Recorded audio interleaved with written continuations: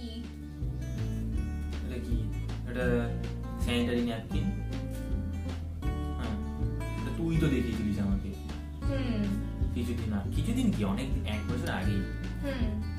তো এটা মাসিকের সময় কি কাজে লাগে বা এটা কি কাজে ব্যবহার হয় তুই কি জানিস? কি কাজে ব্যবহার হয়?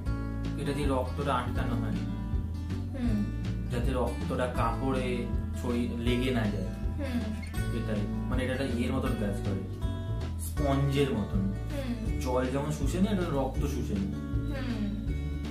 তো যে সমস্ত ছেলেরা এখনো প্যাড নিয়ে, স্যানিটারি ন্যাপকিন নিয়ে জানো না বা অন্ধকারে রয়েছো, তাদের জন্য আমরা এই বার্তাটা এই ভিডিওর মাধ্যমে দিতে চাইছি যে স্যানিটারি ন্যাপকিন বা প্যাড কোনো লজ্জার বিষয় না। এটা মাসিকের দিনগুলোতে মেয়েদের জীবনযাত্রাকে সহজ করার জন্য ব্যবহার হচ্ছে এবং ভবিষ্যতেও ব্যবহার হবে। তো এটা নিয়ে আমরা মনে অন্ধকার রাখবো না।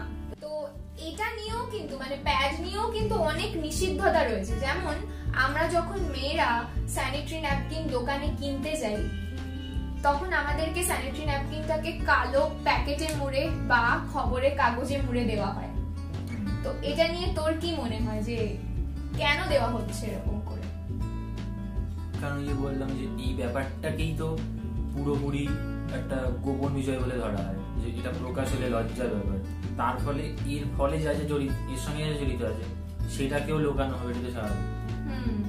তো ভবিষ্যতে যদি তোর গার্লফ্রেন্ড হয়, তো তুই কি তার জন্য প্যাড দোকান থেকে কিনে আনবি? তো তখন যদি কালো প্লাস্টিক বা খবরের কাগজে মুড়ে দেওয়া হয়, তুই সেখানে তোর প্রতিক্রিয়া কি হবে? বা তুই কি সেটাকে কালো প্লাস্টিক বা খবরের কাগজে মুড়েই দোকান থেকে কিনে আনবি? না, বলবো নরমাল প্লাস্টিকের, মানে নরমাল যে পলিথিন, মানে ট্রান্সপারেন্ট যেগুলো, সেইগুলো ধরে আনার জন্য সুবিধা হবে।